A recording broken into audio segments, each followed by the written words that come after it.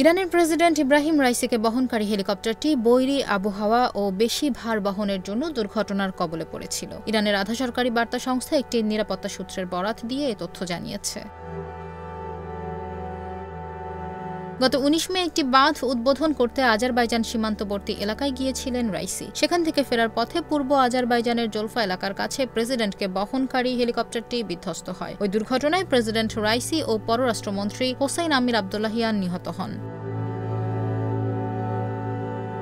নিরাপত্তা সূত্র জানিয়েছে, রাইসির হেলিকপ্টার বিধ্বস্তের মামলার তদন্ত শেষ হয়েছে। যা ঘটেছে তা একটি দুর্ঘটনা, এটি নিশ্চিত হওয়া গেছে। দুর্ঘটনার দুটি কারণ চিহ্নিত করা হয়েছে। একটি হলো আবহাওয়ার অবস্থা অনুপযুক্ত ছিল এবং হেলিকপ্টারটি ওজন সামলাতে অক্ষম ছিল। এর ফলে এটি একটি পাহাড়ে বিধ্বস্ত হয়।